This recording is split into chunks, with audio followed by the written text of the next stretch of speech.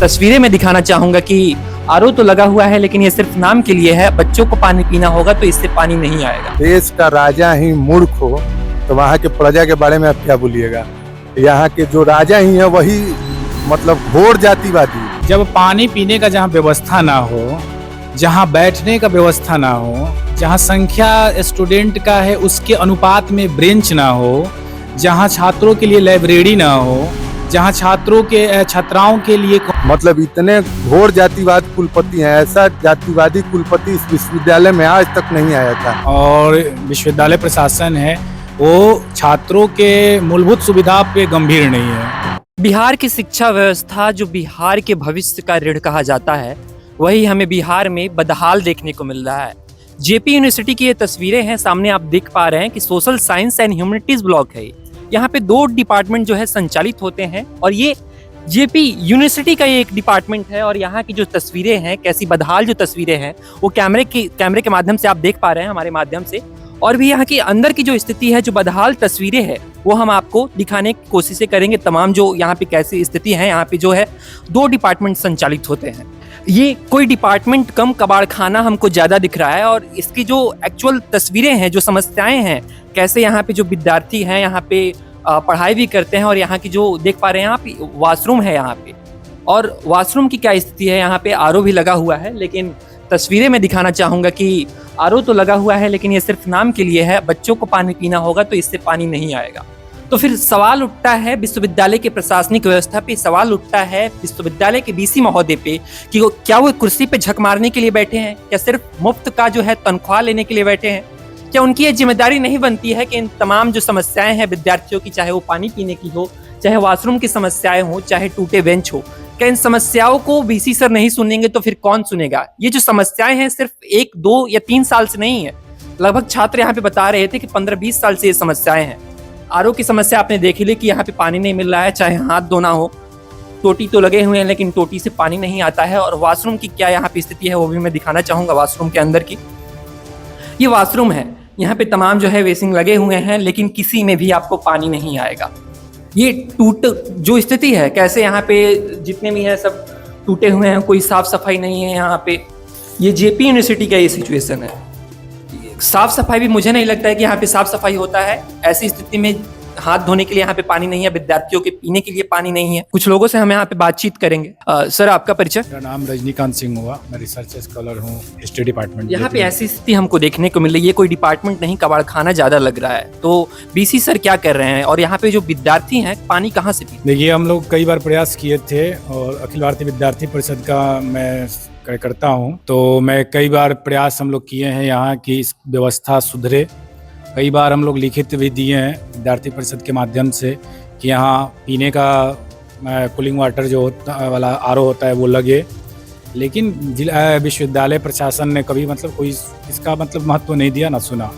लेकिन history department के student के पीने के लिए हिस्ट्री डिपार्टमेंट के जो शिक्षक हैं वो शेयरिंग करके और आरओ का पानी मंगाते हैं, तो वही बच्चे यहाँ मतलब हिस्ट्री डिपार्टमेंट के पीते हैं। टीचर्स खुद से कलेक्ट करके, फंडिंग कलेक्ट करके तब पानी मंगाते हैं? हाँ, पानी मंगाते हैं, तब हिस्ट्री डिपार्टमेंट के स्टूडेंट पीते हैं।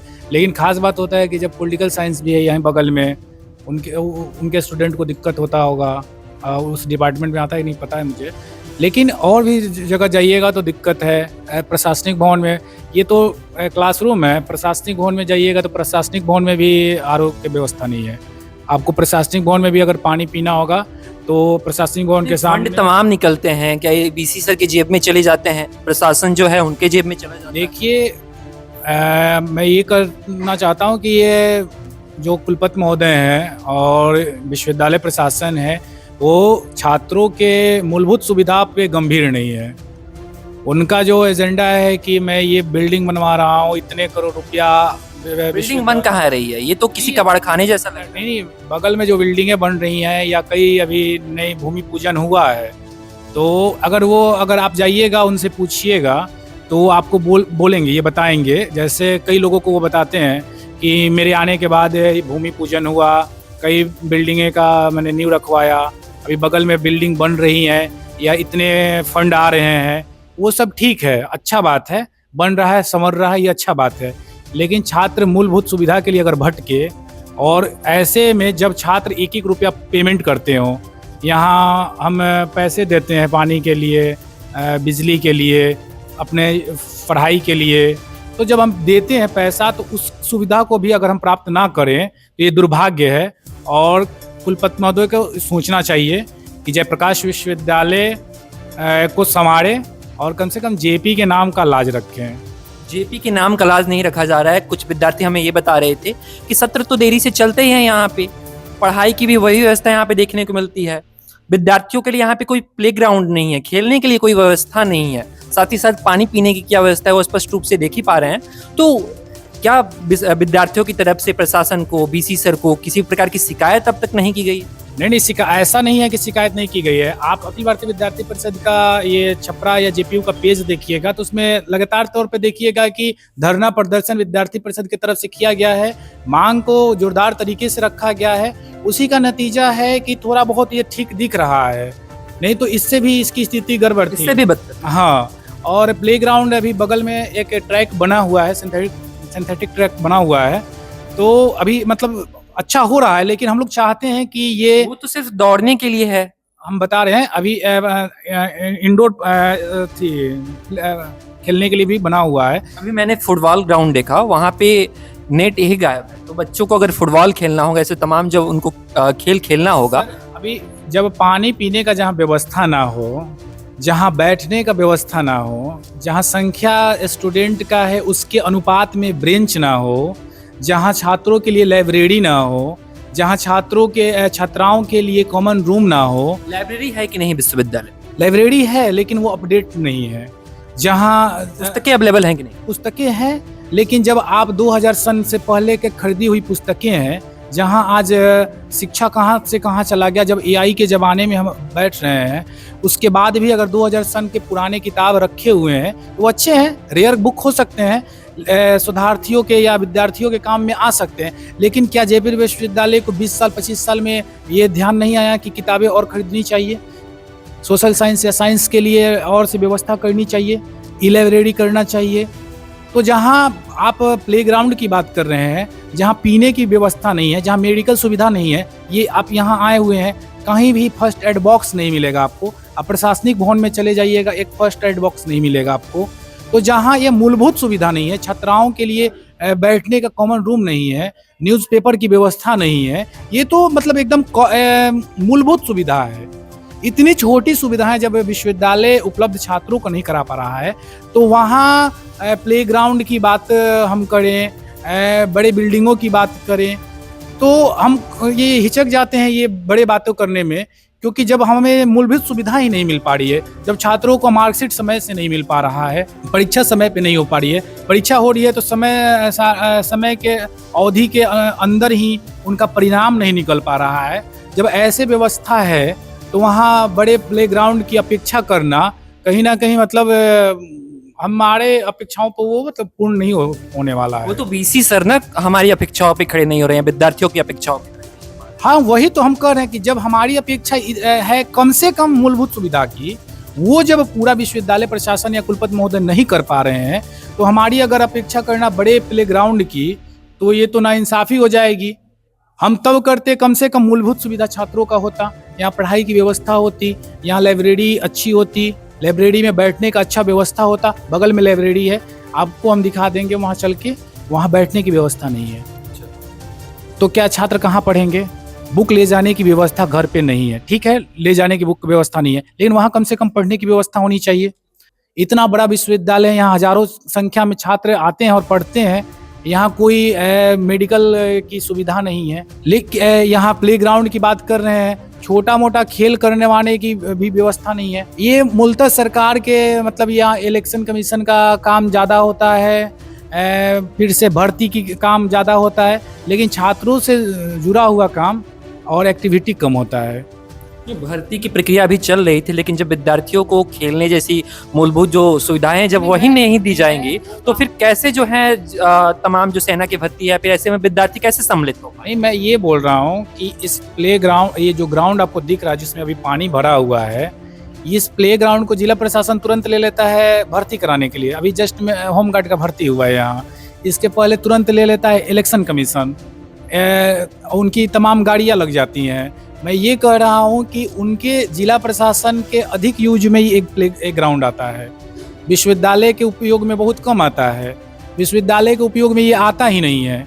ये जितने आप खाली ग्राउंड देख रहे हैं, ये जिला प्रशासन इसका उपयोग अधिक करता है।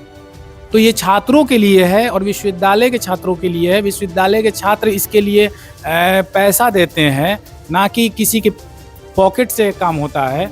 तो वो सुविधा छात्रों को देना चाहिए और ये तो मूलभूत सुविधा है और इसकी मांग विद्यार्थी परिषद और तमाम छात्र संगठन यहाँ करते हैं। विद्यार्थी परिषद पुरजोर तरीका से करता है और इसके लिए हम लोग अनशन पर तक बैठे हुए थे कई मांगों को लेकर, लेकिन हमारी मांग मूलभूत सुविधा तक ही सीमित रह जाती है, क्योंकि वो वही नहीं होता है यहाँ। मूलभूत सुविधाएं भी तो नहीं मिल पा रही। ये डिपार्टमेंट आज से 2 साल पहले राजेंद्र कॉलेज के बिल्डिंग में शिफ्ट था।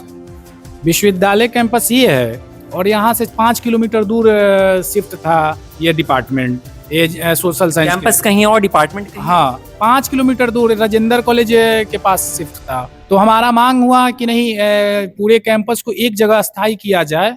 तब वहाँ से ये शिफ्ट आनन फानन में किया गया है।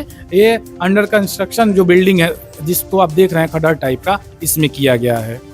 बिहार की बदहाल शिक्षा व्यवस्था पर हमेशा से सवाल उठते रहे हैं और ऐसे में जब जेपी यूनिवर्सिटी का ये हाल है, ये कोई यूनिवर्सिटी नहीं लग रहा है, जैसे लग रहा है कि बाहर जो है दूर दूर तक खेत का मैदान फैला हुआ है। ये कोई डिपार्टमेंट नहीं लग रहा है, ये जैसे कोई कबाड़खाना लग रहा है। यहाँ पे विद्यार्थियों को पीने के लिए पानी की मूलभूत सुविधाएं नहीं है। वॉशरूम में जो टोटी लगे हुए हैं वहां से पानी नहीं निकल पा रहा है। तो ऐसे में इस विद्यालय में सत्र भी देरी से चलते हैं, शिक्षा व्यवस्था पर भी गंभीर सवाल खड़े होते हैं। ये सिर्फ बिहार की जेपी यूनिवर्सिटी का ये हाल नहीं है, बिहार के तमाम विश्वविद्यालय की हम बात करें, चाहे वो पटना यूनिवर्सिटी हो या फिर कोई भी यूनिवर्सिटी हो, ऐसी समस्याएं हर विश्वविद्यालय में हमको देखने को मिल रही हैं। इस वक्त हमारी मौजूदगी जेपी यूनिवर्सिटी में है।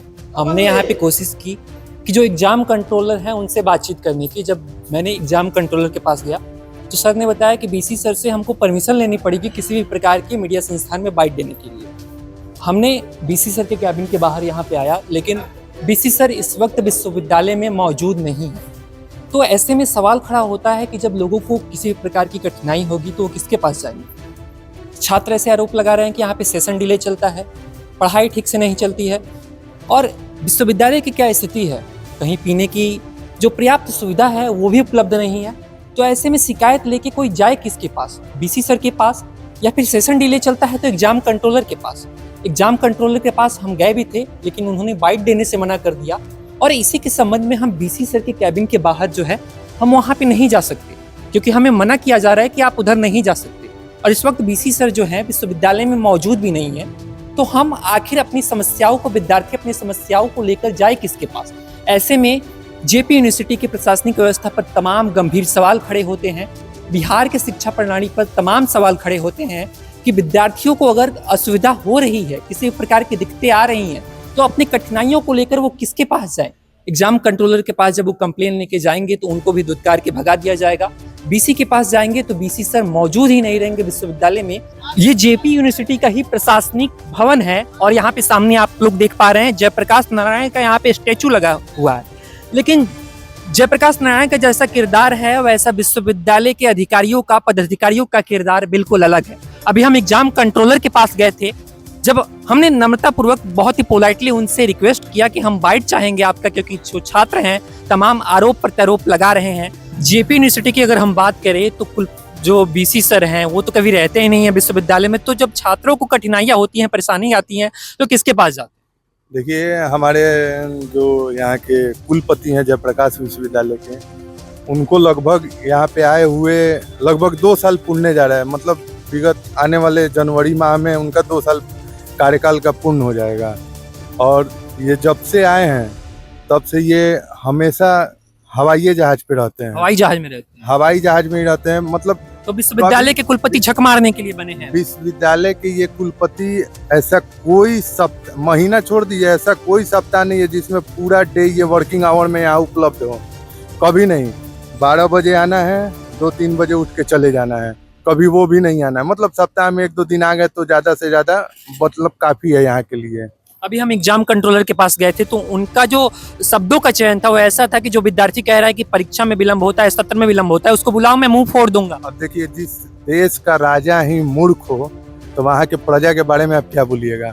यहाँ के जो राजा ही हैं वही मतलब घोर जातिवादी। नहीं, मैं जानना चाहता हूँ क्या अन्य विद्यार्थियों के साथ जब विद्यार्थी एग्जाम कंट्रोलर के पास जाते हैं तो ऐसे ही कहते हैं कि तुम्हारा मुंह फोड़ दूंगा? ये तो आप स्वयं जाके वहाँ पे देख के और सुन के आए हैं, तो इसीलिए उस पर ज़्यादा विश्लेषण हम नहीं कर सकते हैं, क्योंकि आप वो स्वयं देखे हैं।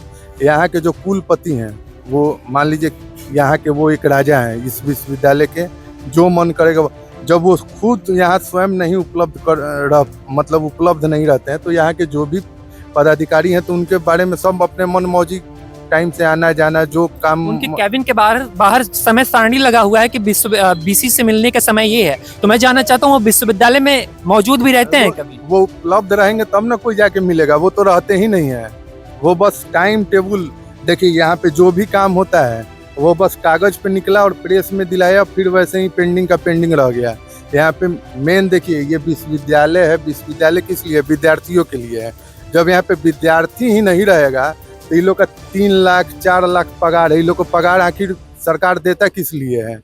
ये लोग को सब चीज से कोई मतलब नहीं है। यहाँ पे सिस्टम ऐसा है विद्यार्थियों का, आज एडमिशन आप लीजिए, आज आप अगर एडमिशन लिए तो कल आपका परीक्षा फॉर्म भरा जाएगा, परसों एग्जाम होगा। परसों एग्जाम होगा, आज एडमिशन, कल परीक्षा फॉर्म, परसों एग्जाम। एकदम यही यहाँ का शेड्यूल हो गया है। माननीय कुलपति महोदय जब से आए हैं, और तो और छोड़िए, यहाँ पे परीक्षा होती है तो परीक्षा में जब तक आप रिजल्ट घोषित नहीं करते हैं, मतलब जब तक रिजल्ट नहीं आता है तब तक आप नेक्स्ट ईयर का एग्जाम नहीं ले सकते हैं।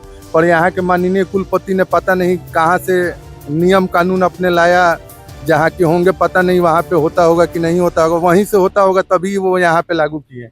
यहाँ पे लागू ये किए कि मैं फर्स्ट सेमेस्टर का एग्जाम दिया, अब सेकेंड सेमेस्टर का एग्जाम देना है तो रिजल्ट नहीं देना है, वो शपथ पत्र, एक हैप्पीडेविट नहीं है वो, हैप्पीडेविट का बात मत कीजिए, शपथ पत्र, मतलब हम अपना शपथ पत्र एक निकाल दिए, उसी पे लिख देना है और लिख के फॉर्म भर देना है। फिर सेकेंड ईयर का परीक्षा दिए।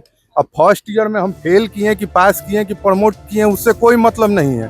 सेकेंड ईयर का परीक्षा दीजिए और फिर सेकेंड ईयर का रिजल्ट नहीं आया तब तक तुरंत थर्ड ईयर तो विद्यार्थियों के भविष्य के साथ एक तरह से कहें जुआ खेला जा रहा है, खिलवाड़ किया जा रहा है। यहाँ के विद्यार्थियों का जीवन बर्बाद कर दिया गया। यहाँ से सारे विद्यार्थी पलायन कर गए, दूसरे विश्वविद्यालय में चले गए। यहाँ का ग्राफ है कि यहाँ पे एडमिशन अप्लाई होता था 1 लाख 1.5 लाख होता था, आज के डेट में यहाँ सिर्फ बच्चियाँ रह गई हैं पढ़ने के लिए। यहाँ से जो भी बच्चे हैं जो सक्षम है, जो साफा पूरा असक्षम है, मतलब पूरा मतलब घर की स्थिति सही नहीं है, वही इस विश्वविद्यालय में पढ़ रहे हैं, या बच्चियाँ वो पढ़ रही हैं जिनके माता पिता बाहर भेजने में असक्षम है, वही जाके दूसरे विश्वविद्यालय में। बीसी साहब जो हैं फॉरवर्ड कास्ट से आते हैं, पंडित हैं, तो ऐसे भी आरोप विद्यार्थी लगा रहे हैं कि नहीं है, ये सच बात है कि स्टाफ से लेके सभी तक ऊपर से नीचे तक आप उनके स्वजाती हैं, आपके लिए वो कोई भी कुकर्म कर देंगे आपके लिए। लेकिन जो दलित जाति का होगा, जो ओबीसी का होगा, वैसे विद्यार्थी देखिए, हम लोग ने अब एक मुहिम चलाया था कि हम लोग भी अब उनके जात में परिवर्तन हो जाते हैं कि कम से कम यहाँ के विद्यार्थियों का भविष्य संवार दीजिए, यहाँ के विद्यार्थियों का भविष्य संवार दीजिए, हम आप ही के जात में आ जाते हैं। मतलब इतने घोर जातिवाद कुलपति हैं, ऐसा जातिवादी कुलपति इस विश्वविद्यालय में आज तक नहीं आया था। आप जातिवाद कीजिए, सही है, बहुत अच्छी बात है, जातिवाद कीजिए, किस लिए? विद्यार्थियों के लिए तो जातिवाद मत कीजिए। विद्यार्थियों से कैसी जातिवादी है आपकी? यहाँ तक कि तो विद्यार्थियों को भी नहीं छोड़े हैं। जातिवाद एकदम चरम पे है विश्वविद्यालय में, इसमें कोई गुंजाइश नहीं है। ये जाति है कि जाति ही नहीं। विश्वविद्यालय का नाम जेपी यूनिवर्सिटी है और उसी जेपी यूनिवर्सिटी में जो है ये शिक्षण संस्थान है, और ऐसे शिक्षण संस्थान में यहाँ के बीसी के द्वारा जातिगत भेदभाव किए जा रहे हैं। जो छात्र दलित कास्ट से आता है, जो छात्र ओबीसी कैटेगरी से आता है, तो ऐसे छात्रों की जिम्मेदारी कौन लेगा? अगर उनकी सुविधाएं हैं, उनकी पास कोई कठिनाइयां आ रही हैं, कोई असुविधा हो रही है, तो उनको भला कौन सुनेगा?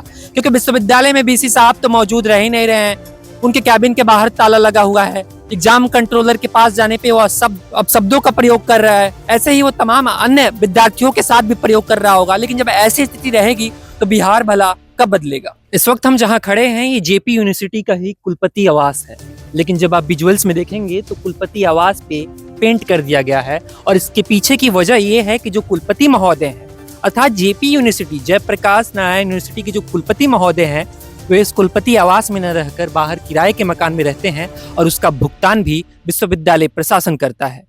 विश्वविद्यालय में मूलभूत सुविधाएं प्रदान करने के लिए कुलपति महोदय के पास फंड नहीं है, पैसा नहीं है, समय नहीं है, लेकिन कुलपति आवास छोड़कर वो विश्वविद्यालय के बाहर किराए के मकान पर रहते हैं। जेपी यूनिवर्सिटी में जहां जहां आप लोग देखेंगे दूर दूर तक मैदान फैला हुआ है, लेकिन स्थिति इतनी बदतर है कि विश्वविद्यालय प्रशासन के पास कक्षाएं संचालित करने के लिए कमरे उपलब्ध नहीं है। ऐसे तमाम विश्वविद्यालय प्रशासन में डिपार्टमेंट्स है जहां पर खुले में जो है कक्षाएं संचालित हो रही हैं, डेस्क टूटे हुए हैं, पानी की मूलभूत सुविधाएं उपलब्ध नहीं है, शौचालय सही तरीके से नहीं है। और ये पीछे आप लोग जो देख पा रहे हैं ये अतिथि गृह है, गेस्ट हाउस है।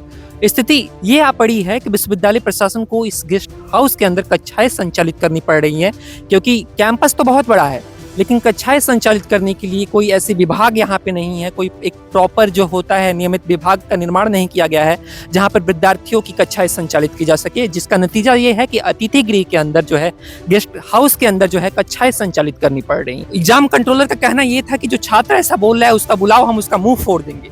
एग्जाम कंट्रोलर के मुंह से ऐसे अशोभनीय बातों का कहना उचित है? उन्होंने कहा कि हम किसी भी प्रकार का बाइट जो है किसी भी प्रकार के मीडिया संस्थान में नहीं दे सकते क्योंकि हमारे पास परमिशन नहीं है, हमें बीसी साहब से परमिशन लेना पड़ेगा। हम इसी के संबंध में बीसी के कैबिन के बाहर गए तो वहाँ पर जो गार्ड था उसने हमारे साथ बदसलूकी की।